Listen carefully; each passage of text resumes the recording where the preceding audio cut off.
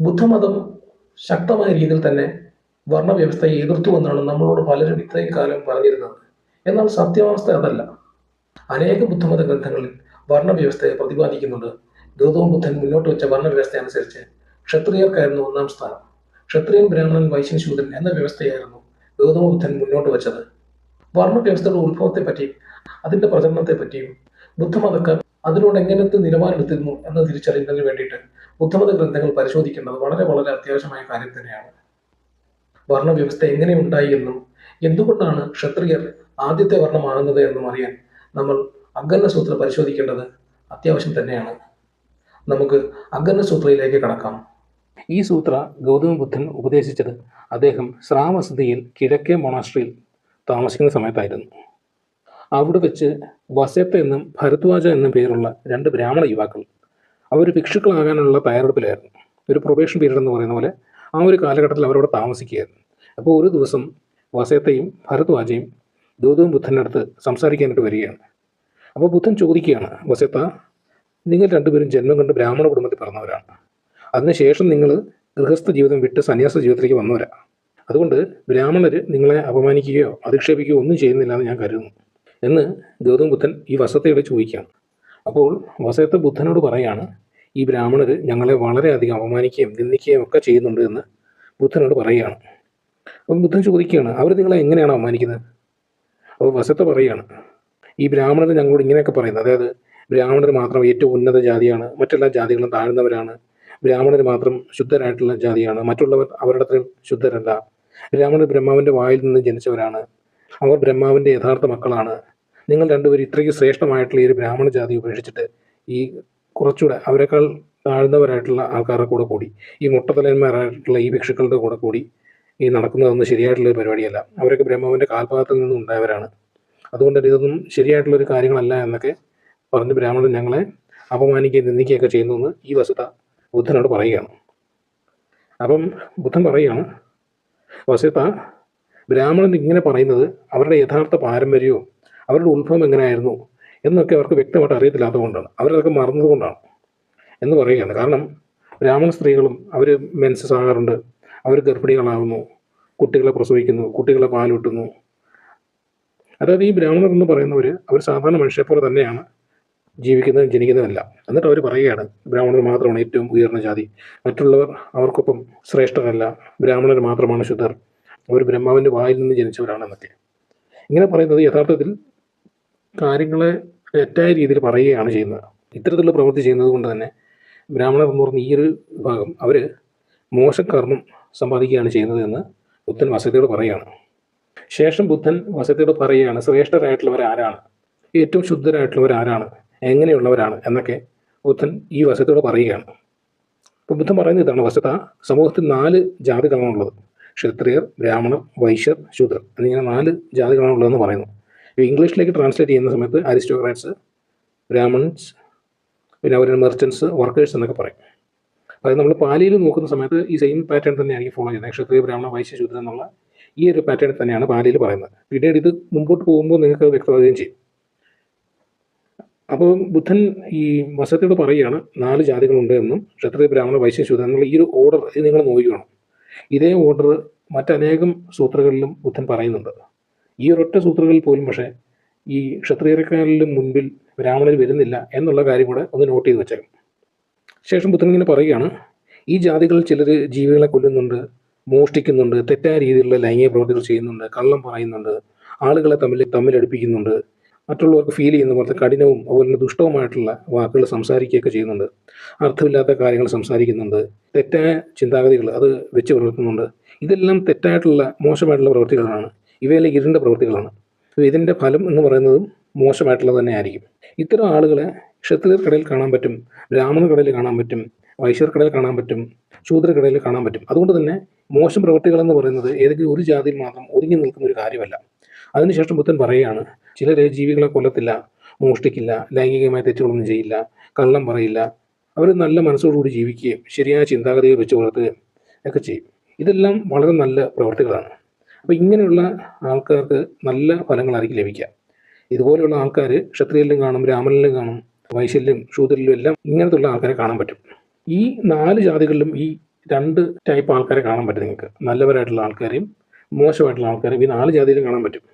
എന്നിട്ടും ഈ ബ്രാഹ്മണരായിട്ടുള്ള ആൾക്കാർ പറയുകയാണ് ബ്രാഹ്മണന്മാർ മാത്രമാണ് ഉയർന്ന ജാതി, മറ്റുള്ളവരെല്ലാവരും അവരെക്കാട്ടിലും കുറഞ്ഞവരാണ്, ബ്രാഹ്മണർ മാത്രമാണ് ശുദ്ധര്, അവർ ബ്രഹ്മാവിൻ്റെ വായിൽ നിന്ന് ജനിച്ചവരാണ് എന്നൊക്കെ ബ്രാഹ്മണർ അവകാശപ്പെട്ടുകൊണ്ടിരിക്കുന്നു. പക്ഷേ ബുദ്ധിമാന്മാരായിട്ടുള്ള ആൾക്കാർ ഇവരുടെ ഈ ഒരു വാദം ഒരിക്കലും അംഗീകരിക്കുകയില്ല. ഈ 4 ജാതികളിൽ ഏത് ജാതിയിൽ ജനിച്ചവനായാലും ശരി, ഒരു വ്യക്തി തൻ്റെ മനസ്സിലെ മാലിന്യങ്ങളെല്ലാം ഇല്ലാതാക്കി ആത്മീയ മാർഗം അത് പൂർത്തിയാക്കി ജീവിതത്തിൻ്റെ ലക്ഷ്യം നേടി ജനന മരണ ചക്രത്തിൽ നിന്നും മോചിതനായി ബോധോദയം എൻലൈറ്റൻമെൻറ്റ് നേടിക്കഴിഞ്ഞാൽ അവനെയാണ് മികച്ച മനുഷ്യൻ എന്ന് പറയുന്നത്. കാരണം മനുഷ്യരിൽ ഏറ്റവും പ്രധാനപ്പെട്ടത് ധർമ്മവും സത്യവും, അതായത് പ്രിൻസിപ്പിൾ ആണെന്നാണ് ബുദ്ധൻ പറയുന്നത്. ഈ ജീവിതത്തിലും അടുത്ത ജന്മത്തിലും പ്രിൻസിപ്പിളാണ് മനുഷ്യൻ്റെ യഥാർത്ഥത്തിലുള്ള മഹത്വത്തിന് കാരണമാണ്. അപ്പോൾ അതിന് അദ്ദേഹം ഒരു എക്സാമ്പിളോട് പറയുകയാണ്. കോസല രാജാവായിട്ടുള്ള പ്രസേനജിത്തിൻ്റെ കാര്യം പറയുകയാണ്. പാലിയിൽ പ്രസേനദി എന്ന് പറയും. ഈ പ്രസേനദിക്ക് അറിയാം ഗൗതമ ബുദ്ധൻ ശാക്യകുലത്തിൽ നിന്നാണ് വന്നതെന്നും എല്ലാം വ്യക്തമായിട്ട് പ്രസേനജിത്തിന് അറിയാം.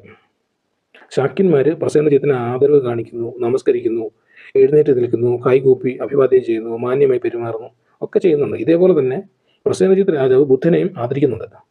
പക്ഷേ ഒരിക്കലും പ്രസേനജിത്ത് ഇങ്ങനെ ചിന്തിക്കുന്നില്ല, ബുദ്ധൻ നല്ല കുടുംബത്തിൽ പിറന്നവനാണ്, ഞാൻ മോശം കുടുംബത്തിൽപ്പെട്ടവനാണ്, ബുദ്ധൻ ശക്തനാണ്, ഞാൻ ദുർബലനാണ്, ബുദ്ധൻ സുന്ദരനാണ്, ഞാൻ സുന്ദരനല്ല. അങ്ങനെ ഒന്നും ചിന്തിക്കാതെ രാജാവ് ബുദ്ധനെ ആദരിക്കുന്നത് യഥാർത്ഥത്തിൽ ധർമ്മത്തോടുള്ള ബഹുമാനമാണ് ശരിക്കും. ശേഷം ബുദ്ധൻ പറയുകയാണ്, ബുദ്ധഭിക്ഷുക്കളായ നിങ്ങൾ പല കുടുംബങ്ങളിലും ജാതികളിലും പിറന്നവരാണ്. അതിനുശേഷം നിങ്ങൾ ഗൃഹസ്ഥ ജീവിതം എല്ലാം വിട്ട് സന്യാസ ജീവിതത്തിലേക്ക് എത്തിയവരാണ്. അപ്പം അതുകൊണ്ട് ആൾക്കാർ ആരെങ്കിലും ചോദിച്ചു കഴിയുമ്പോൾ നിങ്ങൾ പറയുന്നത് ഞങ്ങൾ ശാക്യനായ ബുദ്ധൻ്റെ അനുയായികളായ ഭിക്ഷുക്കളാണ് എന്നാണ് നിങ്ങൾ പറയുന്നത്. പക്ഷേ ഉറച്ച വിശ്വാസമുള്ള ഒരു വ്യക്തിയാണെങ്കിൽ അയാൾ പറയുക, ഞാൻ ബുദ്ധൻ്റെ യഥാർത്ഥ മകനാണ്, ധർമ്മത്തിൽ നിന്നാണ് ഞാൻ ജനിച്ചത്, ധർമ്മത്തിൻ്റെ അവകാശിയാണ് എന്നാണ് പറയുക. അതിനുശേഷം ഗൗതമ ബുദ്ധൻ മനുഷ്യരുടെ ഉത്ഭവം എങ്ങനെയായിരുന്നു എന്നതിനെ പറ്റി പറയുകയാണ്. അതായത് ഈ ബ്രഹ്മാവിൻ്റെ വായിൽ നിന്നും കയ്യിൽ നിന്നും തുടയിൽ നിന്നും കാലിൽ നിന്നൊക്കെയാണോ ഉത്ഭവിച്ചത് എന്നതിൻ്റെ സത്യാവസ്ഥ ബുദ്ധൻ ഭിക്ഷുക്കളോടായി പറയുകയാണ്. ബുദ്ധൻ പറയുന്നത് ഇങ്ങനെയാണ്, അതായത് ഈ പ്രപഞ്ചം എന്ന് പറയുന്ന കാര്യം ഇത് ഏകദേശം ഒരു സൈക്ലിക് ആയിട്ടുള്ള ഒരു രീതിയിലാണ് ഇത് വർക്ക് ചെയ്യുന്നത്. അതായത് ചില സമയത്ത് ഇത് ചുരുങ്ങുന്നു, പിന്നീട് കാലങ്ങൾ കഴിയുമ്പം അത് എക്സ്പാൻഡ് ചെയ്യും, വികസിക്കും, അതിനുശേഷം പിന്നീട് ഇത് വീണ്ടും ചുരുങ്ങും, അതിനുശേഷം പിന്നെയും കാലങ്ങൾ കഴിയുമ്പോൾ ഇത് വീണ്ടും എക്സ്പാൻഡ് ചെയ്യും. അങ്ങനെ ഒരു സൈക്ലിക്കലായിട്ടുള്ള രീതിയിൽ ഈ പ്രപഞ്ചം ഇങ്ങനെ വർക്ക് ചെയ്തുകൊണ്ടിരിക്കുന്നതെന്നാണ് ബുദ്ധൻ പറയുന്നത്. വളരെ നീണ്ട ഒരു കാലഘട്ടത്തിന് ശേഷം ഒരു സമയത്ത് ലോകം ചുരുങ്ങുന്ന ഒരവസ്ഥ വരുന്നു. അപ്പോൾ പല ജീവികളും പ്രകാശമുള്ള ഒരു ഡിവൈൻ ആയിട്ടുള്ളൊരു ലോകത്തിലേക്ക് പോവുകയാണ്. അവിടെ അവർ മനസ്സിൽ നിന്ന് രൂപപ്പെട്ടവരാണ്. അതായത് അവർക്ക് മനസ്സ് മാത്രമേ ഉള്ളൂ, ശരീരമില്ല. അവർ ഭക്ഷണം കഴിക്കുന്നില്ല. അവരുടെ ഊർജ്ജത്തിൻ്റെ സ്രോതസ് എന്ന് പറയുന്നത് പരമമായ ആനന്ദമാണ്. അവർ സന്തോഷത്തിൽ ജീവിക്കുന്നു. അവർ സ്വയം പ്രകാശിക്കുന്നവരാണ്. അവർക്ക് ആകാശത്തിൽ കൂടെ സ്വതന്ത്രമായി സഞ്ചരിക്കാനും എല്ലാം കഴിയുന്നുണ്ട്. ആ ഒരു അവസ്ഥയിൽ അവർ ഒരുപാട് കാലം ഇങ്ങനെ ജീവിക്കുകയാണ്. പിന്നീട് കുറേ കാലഘട്ടങ്ങൾ കഴിയുമ്പോൾ ഈ പ്രപഞ്ചം വീണ്ടും വികസിക്കുന്നു. അപ്പോൾ ഈ പ്രകാശത്തിൻ്റെ ലോകത്തുള്ള ഈ സത്വങ്ങൾ ഇവ ഈ ലോകത്തിലേക്ക് വീണ്ടും വരികയാണ്. അപ്പോഴും അവരുടെ ഈ ഒരു പ്രകൃതത്തിന് മാറ്റമൊന്നുമില്ല. അവർക്ക് മനസ്സ് മാത്രമേ ഉള്ളൂ. അവരുടെ ഊർജ്ജത്തിന് സ്രോതസ് എന്ന് പറയുന്നത് അപ്പോഴും ഈ പരമമായിട്ടുള്ള ഈ ഒരു ആനന്ദമാണ്. അവർക്കപ്പോഴും ഈ ഒരു പ്രകാശം ഉണ്ട്. അവർ ആകാശത്തിൽ കൂടെ ഇങ്ങനെ സ്വതന്ത്രമായിട്ട് സഞ്ചരിക്കുന്നുണ്ട്. ഈ ഒരു അവസ്ഥയിൽ അവർ വളരെ കാലം തുറന്നുപോയി. അന്നത്തെ കാലത്ത് സൂര്യനോ ചന്ദ്രനോ നക്ഷത്രങ്ങളോ രാവോ പകലോ വർഷങ്ങളോ മാസങ്ങളോ കാലാവസ്ഥകളോ സ്ത്രീയും പുരുഷനും എന്നുള്ള വ്യത്യാസമോ ഒന്നും തന്നെ ഉണ്ടായിരുന്നില്ല. ജീവികളെ ജസ്റ്റ് ജീവികളെന്ന് മാത്രമാണ് വിളിച്ചിരുന്നത്. അവർക്ക് ജീവൻ ഉണ്ടായിരുന്നു, പക്ഷേ ശരീരമില്ലായിരുന്നു, മനസ്സ് മാത്രമാണ് ഉണ്ടായിരുന്നത്. ആ ഒരു അവസ്ഥ ഒരുപാട് കാലം നിലനിന്നു. അങ്ങനെ ഒരുപാട് കാലഘട്ടം കഴിഞ്ഞപ്പോൾ ഭൂമിയിലെ വെള്ളത്തിന് മുകളിൽ വളരെ മധുരമുള്ള ഒരു പദാർത്ഥം രൂപപ്പെട്ടു. ഈ ചൂട് പാലിൻ്റെ മുകളിൽ ഇങ്ങനെ പാട വന്ന് കിടക്കുന്നത് പോലെ കണ്ട നല്ല മനോഹരമായിട്ടുള്ള ഒരു വസ്തുവായിരുന്നത്. അത് നല്ല സുഗന്ധമുണ്ടായിരുന്നു. ഈ നെയ്യോ വെണ്ണയോ പോലത്തെ ഒരു കൺസിസ്റ്റൻസി ആയിരുന്നു അതിന്. അതിൻ്റെ സ്വാദെന്ന് പറയുന്നത് മനുക്ക ഹണി എന്ന് പറയുന്ന ഒരു തേനാണെന്ന് തോന്നുന്നു. അതിൻ്റെ പോലത്തെ സ്വാദായിരുന്നു എന്നും ബുദ്ധൻ പറയുന്നു. അപ്പം ഈ ജീവികളിൽ ഒരു ജീവിക്ക് ഇത് കണ്ടപ്പോൾ വളരെ കൗതുകം തോന്നി. അതെന്താണെന്ന് അറിയാനായിട്ട് അവൻ അതിൻ്റെ അടുത്ത് ചെന്ന് അതിലേക്ക് അവൻ്റെ വിരൽ ഇട്ട് നോക്കി, അതിൻ്റെ സ്വാദ് നോക്കി. അപ്പോൾ അവനത് വളരെയധികം ഇഷ്ടപ്പെട്ടു. അങ്ങനെ അവന് ക്രേവിങ്, അതായത് ആഗ്രഹം എന്ന് പറയുന്ന സാധനം ഉണ്ടായി. ഇവൻ ഇത് ചെയ്യുന്നത് കണ്ട് മറ്റുള്ള ജീവികളും ഇതേപോലെ തന്നെ ചെയ്തു. അവരും മധുരമുള്ള ഈ പദാർത്ഥത്തിന് വന്ന് വിരൽ മുക്കുകയും അതിൻ്റെ സ്വാദ് നോക്കുകയും സാവധാനം അവ അത് ഭക്ഷിക്കുകയും ചെയ്തു. അതിനുശേഷം അവർ ആ മധുരമുള്ള പദാർത്ഥം കൂടുതലായിട്ട് കഴിക്കാനായിട്ട് തുടങ്ങി. അങ്ങനെ അവരുടെ ശരീരത്തിൻ്റെ പ്രകാശം കുറേശ്ശെയായിട്ട് നഷ്ടപ്പെടാൻ തുടങ്ങി. അവരുടെ ശരീരത്തിൻ്റെ ആ ഒരു പ്രകാശം നഷ്ടപ്പെട്ട് കഴിഞ്ഞപ്പോഴേക്കും സൂര്യനും ചന്ദ്രനും നക്ഷത്രങ്ങളെല്ലാം ഉത്ഭവിച്ചു. അതുപോലെ രാവും പകലും ഉണ്ടായി. മാസങ്ങളും വർഷങ്ങളും കാലാവസ്ഥകളും എല്ലാം ഉണ്ടാകാനായിട്ട് തുടങ്ങി. അങ്ങനെ ലോകം പുതിയൊരു രൂപത്തിലേക്ക് ചേഞ്ച് ചെയ്യാനായിട്ട് തുടങ്ങി. ആ ജീവികൾ ഈ മധുരമുള്ള ഈ ഒരു പദാർത്ഥം ഇത് കഴിച്ചുകൊണ്ട് കുറേ കാലം ഇങ്ങനെ കടന്നുപോയി. അവരത് കഴിക്കും തോറും അവരുടെ രൂപത്തിന് മാറ്റം വന്നുകൊണ്ടേയിരുന്നു. അവരുടെ രൂപം എന്ന് പറയുന്നത് കൂടുതൽ സോളിഡായിട്ട് മാറേണ്ടത്, അത് കട്ടിയുള്ള ഒരു രൂപത്തിലേക്ക് മാറാനായിട്ട് തുടങ്ങി. അതുപോലെ തന്നെ അവരുടെ രൂപങ്ങൾക്ക് വ്യത്യാസം സംഭവിക്കാൻ തുടങ്ങി. ചിലർ സൗന്ദര്യമുള്ളവരായി, ചിലർ സൗന്ദര്യമില്ലാത്തവരായി. സൗന്ദര്യം കുറഞ്ഞ ആൾക്കാരെ പരിഹസിക്കാനും അവരെ അപമാനിക്കാനും നിന്ദിക്കാനും ഒക്കെ തുടങ്ങി. അങ്ങനെ അവരിൽ അഹങ്കാരം എന്ന് പറയുന്നൊരു വികാരം ഉണ്ടാകുകയാണ്. ഇവരുടെ ഈ ഒരു അഹങ്കാരവും അഭിമാന ബോധവും എല്ലാം കാരണം ഈ മധുരമുള്ള ഈ ഒരു പദാർത്ഥം അത് ഇല്ലാതായിപ്പോയി കുറേ കാലം കഴിഞ്ഞപ്പോൾ. ഇത് നഷ്ടപ്പെട്ട് കഴിഞ്ഞപ്പോൾ അടുത്തതായിട്ട് വന്നത് ഗ്രൗണ്ട് സ്പ്രൗട്ട്സ് എന്ന് പറയുന്ന മഷ്റൂം പോലത്തെ, കൂണുകൾ പോലത്തെ കുഞ്ഞു ചെടികൾ ഉണ്ടാകാനായിട്ട് തുടങ്ങി. അവയ്ക്കും ഇതുപോലെ തന്നെ വളരെ മധുരമുണ്ടായിരുന്നു, കണ്ടാൽ നല്ല മനോഹരമായിരുന്നു, നല്ല സുഗന്ധവും എല്ലാം ഉണ്ടായിരുന്നു. നെയ്യോ വെണ്ണയോ പോലെയുള്ള ഒരു രുചിയും അതൊക്കെയായിരുന്നു അതിനുണ്ടായിരുന്നത്. അപ്പോൾ ഈ ജീവികൾ അടുത്തതായി പിന്നെ ഇത് ഭക്ഷിക്കാനായിട്ട് തുടങ്ങി. അവരങ്ങനെ ഒരുപാട് കാലഘട്ടം ഇത് ഭക്ഷിച്ച് ജീവിച്ചു. പക്ഷേ പിന്നെയും പഴയതുപോലെ തന്നെ കാര്യങ്ങൾ സംഭവിച്ചു. അവരുടെ ശരീരം കൂടുതൽ സോളിഡായിട്ട് മാറി. ചിലർ സൗന്ദര്യമുള്ളവരായി, ചിലർ സൗന്ദര്യമില്ലാത്തവരായി. പിന്നെയും പണ്ടത്തെ പോലെ തന്നെ ഇവരിൽ ഈ ഒരു അഹങ്കാരം എന്ന് പറയുന്ന ഈ ഒരു വികാരം പിന്നെയും ഉണ്ടായി. ഈ സൗന്ദര്യം ഉള്ള ആൾക്കാർ സൗന്ദര്യമില്ലാത്ത ആൾക്കാരെ അപമാനിക്കാനും പുച്ഛിക്കാനും നിന്ദിക്കാനും ഒക്കെ തുടങ്ങി. ഞങ്ങൾ സുന്ദരന്മാരാണ്, നിങ്ങൾ സുന്ദരന്മാരല്ല എന്നൊക്കെ ഉള്ള പോലത്തെ ഒരു അഹങ്കാരം അവരിലുണ്ടായി. അപ്പോൾ ഈ ഒരു അഹങ്കാരം കാരണം ഈ ഗ്രൗണ്ട് സ്പ്രൗട്ട്സ് എന്ന് പറയുന്ന സാധനം ഇല്ലാതായി. പിന്നെ അതിനുശേഷം വന്നതാണ് ഈ ഒരു ബസ്റ്റിംഗ് പോട്ട്സ്, അതായത് പൊട്ടുന്ന കായ്കൾ പോലെയുള്ള ഭക്ഷണം. കടല പോലത്തെ എന്തെങ്കിലും ആയിരിക്കാം. പൊട്ടുന്ന കായ്കൾ പോലെയുള്ള ഭക്ഷണമാണ് പിന്നെയും ഉണ്ടായത്. അവയ്ക്കും ഇതുപോലെ തന്നെ നല്ല സുഗന്ധവും രുചിയും എല്ലാം ഉണ്ടായിരുന്നു.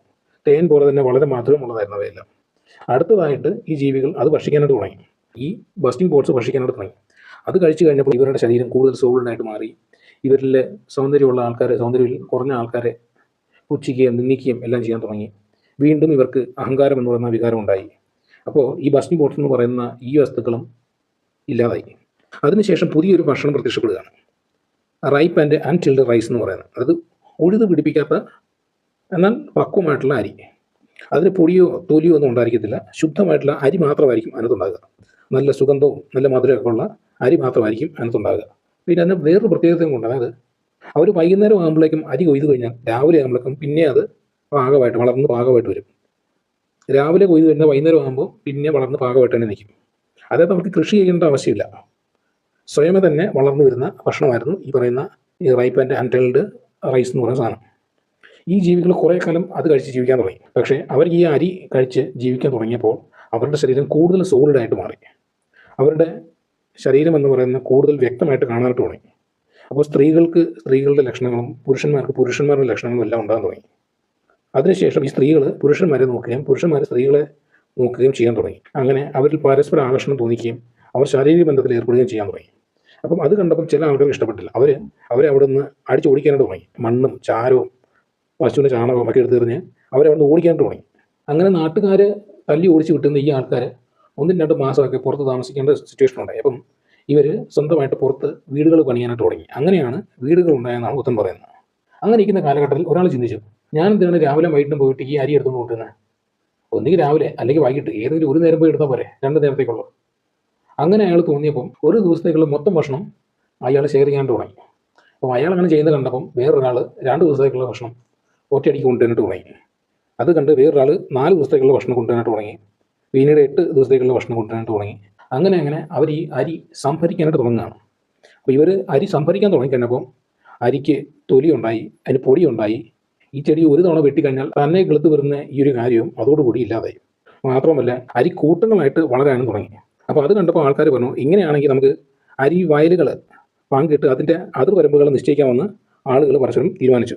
അങ്ങനെ അവർ ഭൂമിയെ ഡിവൈഡ് ചെയ്യാനായിട്ട് തുടങ്ങുകയാണ്. അത് സ്വത്ത് എന്ന് പറയുന്നൊരു ആശയം അങ്ങനെയാണ് ഉണ്ടായതെന്നാണ് ബുദ്ധൻ പറയുന്നത്. ഇവരിങ്ങനെ അതിർവരമ്പുകൾ നിശ്ചയിക്കുകയും ഇവരുടെ വയലുകൾക്ക് ഇത്ര പരിധി നിശ്ചയിക്കുകയൊക്കെ ചെയ്തു. അപ്പം അതിലൊരാളെന്ന് പറയുന്നത് വളരെ മോശം സ്വഭാവമുള്ളൊരു വ്യക്തിയായിരുന്നു. അയാൾ സ്വന്തം ഭാഗം അത് സൂക്ഷിക്കുന്ന സമയത്ത് തന്നെ മറ്റൊരാളുടെ ഭാഗം അനുവാദമില്ലാതെ എടുത്ത് ഭക്ഷിച്ചു. അപ്പോൾ അത് കണ്ടപ്പോൾ ആൾക്കാർ അയാളെ പിടികൂടുകയും ഇനി ഒരിക്കലും അങ്ങനെ ചെയ്യരുത് എന്ന് താക്കീത് കൊടുക്കുകയും ചെയ്തു. പക്ഷേ ഈ വ്യക്തി വീണ്ടും അതേ പ്രവൃത്തി തന്നെ ചെയ്തു. അപ്പോൾ നാട്ടുകാർ അയാളെ തല്ലി, കൈകൊണ്ടും കല്ലുകൊണ്ടും മടികൊണ്ടും എല്ലാം അടിച്ചു. അപ്പം അന്ന് മുതൽ മനുഷ്യ സമൂഹത്തിൽ മോഷണം, കുറ്റം ചുമത്തൽ, കള്ളം പറയൽ, ശിക്ഷ നൽകൽ എന്നിവയെല്ലാം ആരംഭിച്ചു. അപ്പം ഇങ്ങനെയൊരു സാഹചര്യം ഉണ്ടായപ്പം ആളുകൾ കൂടിയാലോചന നടത്തുകയാണ്. നമ്മുടെ സമൂഹത്തിൽ മോശമായിട്ടുള്ള ഒരുപാട് കാര്യങ്ങളുണ്ടായി. മോഷണം, കള്ളം, കുറ്റം ചുമത്തൽ, അടിപിടി തുടങ്ങിയ ഒരുപാട് തെറ്റായിട്ടുള്ള കാര്യങ്ങളുണ്ടായി. അതുകൊണ്ട് നമുക്ക് ഒരാളെ തിരഞ്ഞെടുക്കാം. ഈ കുറ്റം ചെയ്യുന്നവരെ ശാസിക്കാനും തെറ്റ് ചെയ്യുന്നവരെ ശിക്ഷിക്കാനും സമൂഹത്തിൽ ഓർഡർ നിലനിർത്തുന്നതിന് വേണ്ടിയിട്ടും എല്ലാമായിട്ട് ഒരാളെ നമുക്ക് തിരഞ്ഞെടുക്കാം. അതിന് ഫലമായിട്ട് നമ്മൾ അരിയുടെ ഒരു ഭാഗം അവന് കൊടുത്താൽ മതി. അങ്ങനെ അവരൊരു വ്യക്തിയെ തിരഞ്ഞെടുക്കുകയാണ്. ആ വ്യക്തിയെ മഹാസമ്മതനെന്നും ക്ഷത്രിയനെന്നും രാജാവെന്നും വിളിക്കപ്പെട്ടു. മഹാസമ്മതൻ എന്ന് വെച്ചാൽ ജനങ്ങൾ തന്നെ തിരഞ്ഞെടുത്തതെന്നാണ് അർത്ഥം. ക്ഷത്രിയൻ എന്ന് വെച്ചാൽ ഭൂമിയുടെയും വയലുകളുടെയും രക്ഷകൻ എന്നർത്ഥം. രാജാവ് എന്ന് വെച്ചാൽ നീതിപൂർവ്വം ജനങ്ങളെ നയിച്ചവരെ സംതൃപ്തരാക്കുന്നതെന്നർത്ഥം. അപ്പോൾ ഇങ്ങനെയാണ് ക്ഷത്രിയർ എന്ന് പറയുന്ന ജനവിഭാഗം ഉണ്ടായത്, അല്ലെങ്കിൽ ക്ഷത്രിയർ എന്ന് പറയുന്ന വർണ്ണം ഉണ്ടായത് എന്നാണ് ബുദ്ധൻ പറയുന്നത്. അങ്ങനെ ഒരു വിഭാഗത്തെ മനുഷ്യർ തന്നെ സൃഷ്ടിച്ചതാണ്, അല്ലാതെ ദൈവം സൃഷ്ടിച്ചതല്ല എന്നാണ് ബുദ്ധനോട് പറയുന്നത്. അതിനുശേഷം സമൂഹത്തിലെ ചില ആളുകൾ അവരിങ്ങനെ വിചാരിച്ചു, ഇപ്പോൾ ഈ സമൂഹത്തിൽ മോഷണം, കള്ളങ്ങൾ, കുറ്റം ചുമത്തൽ, ശിക്ഷ, അടി പിടി ഇവയെല്ലാം വന്നിരിക്കുന്നു. നമുക്ക് ഈ മോശം കാര്യങ്ങൾ വിട്ട് നല്ലൊരു ജീവിതത്തിലേക്ക് പോയാലെന്താ എന്ന് അവർ ചിന്തിച്ചു. അങ്ങനെ അവർ മോശം പ്രവർത്തികളെല്ലാം ഉപേക്ഷിച്ചു. അവരെ ബ്രാഹ്മണർ എന്ന് വിളിക്കപ്പെട്ടു. ഇവിടെ ബ്രാഹ്മണൻ എന്നതിൻ്റെ അർത്ഥം മോശം പ്രവർത്തികൾ ഉപേക്ഷിച്ച മനുഷ്യനെന്നാണ്. അവർ പിന്നീട് വനങ്ങളിൽ പോയിട്ട് ഇലകൾ കൊണ്ട് കുടിലുകൾ ഉണ്ടാക്കുകയും അവിടെ ധ്യാനം ചെയ്യുകയൊക്കെ ചെയ്യാൻ തുടങ്ങി. പക്ഷേ അവർ ഫുഡ് കുക്ക് ചെയ്തിരുന്നില്ല. പകരം രാവിലെ വൈകിട്ടും ഗ്രാമങ്ങളിൽ വന്ന് ഭക്ഷണം ഭിക്ഷയായിട്ട് വാങ്ങുകയാണ് അവർ ചെയ്തുകൊണ്ടിരുന്നത്. അങ്ങനെ ഭിക്ഷയായിട്ട് ഭക്ഷണം വാങ്ങിയ ശേഷം അവർ തിരിച്ച് വനത്തിൽ പോവുകയും അവർ ധ്യാനിച്ചിരിക്കുകയും ഒക്കെ ചെയ്യുമായിരുന്നു. പിന്നീട് കുറേ കാലഘട്ടം കഴിഞ്ഞപ്പോൾ ഈ ബ്രാഹ്മണിൽ തന്നെയുള്ള കുറേ ആൾക്കാർ അവർക്ക് ഈ കാട്ടിലുള്ള ഈ ധ്യാനം അവർക്ക് തുടരാൻ കഴിഞ്ഞില്ല. അതുകൊണ്ട് ഒരു ഗ്രാമത്തിൻ്റെ അകത്തോട്ട് മാറി. അവർ പിന്നീട് ഗ്രന്ഥങ്ങൾ എഴുതുകയും ഗ്രന്ഥങ്ങൾ പഠിക്കുകയും മന്ത്രങ്ങൾ ചൊല്ലുകയൊക്കെ ചെയ്യാൻ തുടങ്ങി. അപ്പം അത് കണ്ടപ്പോഴേക്കും ആൾക്കാർ പറയുന്നു, ഇവരിപ്പോൾ ധ്യാനം ചെയ്യുന്നില്ല, അപ്പോൾ അവർ ഗ്രന്ഥങ്ങൾ വായിച്ച് ചൊല്ലുകയാണ് ചെയ്യുന്നത്. അങ്ങനെ അവരെ പാരായണം ചെയ്യുന്നവർ എന്ന് വിളിക്കാൻ തുടങ്ങി. ഇങ്ങനെയാണ് ബ്രാഹ്മണർ എന്ന വിഭാഗം രൂപപ്പെട്ടത്. അത് മനുഷ്യർ തന്നെ ഉണ്ടാക്കിയതാണ് എന്നാണ് ബുദ്ധനോട് പറയുന്നത്.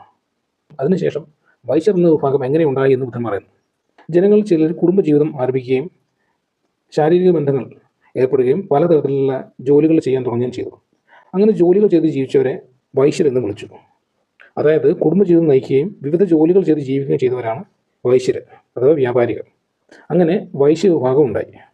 ശേഷം ശൂദ്രരുടെ വിഭാഗം എങ്ങനെ ഉണ്ടായി എന്ന് ബുദ്ധൻ പറയുകയാണ്. അതായത് വേട്ടയാടിയോ ചെറിയ ജോലികൾ ചെയ്തോ കഠിനമായ തൊഴിലുകൾ ചെയ്തോ ജീവിക്കുന്നവരെയാണ് ശൂദ്രർ അഥവാ തൊഴിലാളികൾ എന്ന് വിളിച്ചത്. ഇങ്ങനെയാണ് മനുഷ്യ സമൂഹത്തിൽ 4 വിഭാഗങ്ങൾ ഉണ്ടായതെന്നാണ് ഗൗതമ ബുദ്ധൻ പറയുന്നത്. ക്ഷത്രിയർ, ബ്രാഹ്മണൻ, വൈശ്യർ, ശൂദ്രർ എന്നീ വിഭാഗങ്ങളെല്ലാം മനുഷ്യരുടെ പ്രവൃത്തികളും ജീവിത രീതിയും അനുസരിച്ചാണ് ഉണ്ടായത്, അല്ലാതെ ജന്മം കൊണ്ടല്ല ഉണ്ടായത് എന്നാണ് ബുദ്ധൻ ഇവിടെ പറയുന്നത്. പിന്നീട് കാലഘട്ടങ്ങൾ കഴിഞ്ഞപ്പോൾ ഈ ക്ഷത്രിയരിൽപ്പെട്ടവരും ബ്രാഹ്മണരിൽപ്പെട്ടവരും വൈശ്യരിൽപ്പെട്ടവരും ശൂദ്രരിൽപ്പെട്ടവരുമായിട്ടുള്ള ആളുകൾ അവരുടെ ആ ഒരു ഗൃഹസ്ഥ ജീവിതം ഉപേക്ഷിച്ചിട്ട് അവർ സന്യാസ ജീവിതം സ്വീകരിക്കാൻ തുടങ്ങി. ശേഷം അവർ പറയുകയാണ്, ഞാൻ ഇനി മുതൽ സന്യാസിയായി ജീവിക്കും. അങ്ങനെയാണ് സന്യാസിമാർ ഉണ്ടായത്. ബുദ്ധൻ അവസാനം വീണ്ടും പറയുകയാണ്, മനുഷ്യനെ മഹാനാക്കുന്ന ജന്മമല്ല ധർമ്മവും നല്ല പ്രവൃത്തികളുമാണ്. ശേഷം ബുദ്ധൻ പറയുകയാണ്, ഒരു ക്ഷത്രിയനായിക്കോട്ടെ, ബ്രാഹ്മണനായിക്കോട്ടെ, വൈശ്യനായിക്കോട്ടെ, ശൂദ്രനായിക്കോട്ടെ, സന്യാസി ആയിക്കോട്ടെ, ഇവരിൽ ആര് വേണമെങ്കിലും ആയിക്കോട്ടെ, ശരീരം, വാക്ക്, മനസ്സ് ഇവ ഉപയോഗിച്ച് തെറ്റായ കാര്യങ്ങൾ ഒരുപക്ഷെ അവർ ചെയ്തേക്കാം. അവർക്ക് തെറ്റായ ചിന്തകളും വിശ്വാസങ്ങളും ഉണ്ടായേക്കാം. ഇതിൻ്റെയൊക്കെ ഫലമായിട്ട് അവർ മരിച്ചു കഴിയുമ്പോൾ ദുരിതങ്ങളുള്ള ഒരു സ്ഥലത്ത് അവർ ജനിക്കുന്നു. പക്ഷേ ചില ആൾക്കാർ ശരീരം, വാക്ക്, മനസ്സ് എന്നിവ ഉപയോഗിച്ച് നല്ല കാര്യങ്ങൾ മാത്രമേ ചെയ്യത്തുള്ളൂ. അവർക്ക് ശരിയായിട്ടുള്ള ധാരണ, ശരിയായ കാഴ്ചപ്പാടുണ്ടായിരിക്കും. അവർ മരിച്ചു കഴിയുമ്പോൾ അവർ നല്ലൊരു ലോകത്തേക്ക് പോകുന്നു എന്നാണ് ബുദ്ധൻ പറയുന്നത്. ക്ഷത്രിയനായാലും ശരി, ബ്രാഹ്മണനായാലും ശരി, വൈശ്യനായാലും ശരി, ശൂദ്രനായാലും ശരി, സന്യാസി ആയാലും ശരി, ആരായാലും ശരി, ശരീരം, വാക്ക്, മനസ്സ് ഇവയെ നിയന്ത്രിച്ച് ജീവിക്കുകയും ബോധോദയത്തിലേക്ക് നയിക്കുന്ന 7 ഗുണങ്ങൾ വളർത്തുകയും ചെയ്താൽ അവർ ഈ ജീവിതത്തിൽ തന്നെ മോക്ഷപ്രാപ്തി അഥവാ നിർമ്മാണം നേടുമെന്ന് ബുദ്ധൻ പറയുന്നു. ഈ 4 വർണ്ണങ്ങളിൽ ഏത് വർണ്ണത്തിൽപ്പെട്ട വ്യക്തിയാണെങ്കിലും ശരി, ആത്മീയ യാത്ര പൂർത്തിയാക്കി തെറ്റായ കാഴ്ചപ്പാടുകൾ ഇല്ലാതാക്കി ജനന മരണ ചക്രത്തിന് പുറത്തു കിടന്നാൽ ആ വ്യക്തിയാണ് ഏറ്റവും ശ്രേഷ്ഠൻ. കാരണം ഒരു മനുഷ്യൻ്റെ മഹത്വം എന്നത് ജന്മം കൊണ്ടല്ല ധർമ്മവും ജീവിതവും കൊണ്ടാണ് എന്ന് ബുദ്ധൻ ഇവിടെ പറയുന്നു. ഇവിടെ അവസാനമായി ബുദ്ധൻ വേറൊരു കാര്യം കൂടെ പറയുന്നുണ്ട്. അതായത് ബ്രഹ്മദേവന്മാരിൽ ഒരാളായിട്ടുള്ള സനത്കുമാരൻ പറഞ്ഞ ഒരു ശ്ലോകം അത് ബുദ്ധനോട് ഉദ്ധരിക്കുകയാണ്. അന്നത്തെ നാടോടി കഥകൾ, അതായത് അന്നത്തെ ഫോക്ക് ടെയിൽസിൽപ്പെട്ട ഒരു സ്റ്റോറി ആയിരിക്കാം ഈ സനത്കുമാരൻ്റെ ഈ ഒരു കാര്യം. എന്തായാലും ഗൗതമ ബുദ്ധൻ ആ ഒരു ശ്ലോകം ഇവിടെ പറയുന്നുണ്ട്. അദ്ദേഹം സനത്കുമാരൻ പറഞ്ഞ ആ ഒരു കാര്യത്തെ പൂർണ്ണമായി അംഗീകരിക്കുകയും ചെയ്യുന്നു എന്നതാണ് അതിനകത്തെ രസം. അതാണ് അദ്ദേഹം പറയുന്നത്. ഇതാണ്, വംശപാരമ്പര്യത്തിൽ വിശ്വസിക്കുന്ന ഈ ജനതയുടെ ഇടയിൽ ഉത്തമരെന്ന് പറയുന്നത് ക്ഷത്രിയനാണ്. എന്നാൽ വിവേകത്തിലും ധർമ്മനിഷ്ഠയിലും പരിപൂർണത നേടിയവൻ ആരാണോ അവനാണ് ദേവന്മാരുടെയും മനുഷ്യരുടെയും ഇടയിൽ ഉത്തമൻ. അതായത് വംശപാരമ്പര്യത്തിൽ വിശ്വസിക്കുന്ന ഈ ജനതയുടെ ഇടയിൽ ഉത്തമരായിട്ടുള്ള ക്ഷത്രിയരാണ് എന്നാണ് ഗൗതമ ബുദ്ധൻ പറയുന്നത്. അല്ലാതെ ഈ ബ്രാഹ്മണർ പറയുന്നത് പോലെ ബ്രാഹ്മണരല്ല ഏറ്റവും ഉത്തമരായിട്ടുള്ളവർ, മറിച്ച് ക്ഷത്രിയരാണ് എന്നാണ് ഗൗതമ ബുദ്ധൻ ഈ അഗന്ന സൂത്രയിൽ പറയുന്നത്. അല്ലാതെ ബുദ്ധൻ ഒരിക്കലും വർണ്ണവ്യവസ്ഥയെ നിരോധിക്കുകയോ അതിനെ ഇല്ലായ്മ ചെയ്യുകയോ ചെയ്തില്ല. പകരം ബുദ്ധൻ്റേതായിട്ടുള്ള വിശദീകരണങ്ങൾ കൊടുത്ത് വർണ്ണജാതി വ്യവസ്ഥകളെ നിലനിർത്തുകയാണ് ബുദ്ധനും ബുദ്ധമതവും ചെയ്തിരുന്നത് എന്നതിൻ്റെ ഒരു ഉദാഹരണമാണ് അഗന്ന സൂത്ര. ബുദ്ധൻ ഈ പറഞ്ഞ ഈ ഒരു പാറ്റേണിലുള്ള ഈ ഒരു വർണ്ണവ്യവസ്ഥ, അതായത് ക്ഷത്രിയർ, ബ്രാഹ്മണർ, വൈശ്യർ, ശൂദ്രർ എന്നുള്ള ഈ ഒരു പാറ്റേൺ ഇത് പറഞ്ഞിട്ടുള്ള അനേകം ബുദ്ധമത ഗ്രന്ഥങ്ങളുണ്ട്. അവ ഏതൊക്കെയാണെന്ന് അടുത്ത വീഡിയോയിൽ നമുക്ക് കാണാം. വീഡിയോ ഇഷ്ടപ്പെട്ടെങ്കിൽ ലൈക്ക് ചെയ്യുക, സബ്സ്ക്രൈബ് ചെയ്യുക, സപ്പോർട്ട് ചെയ്യുക.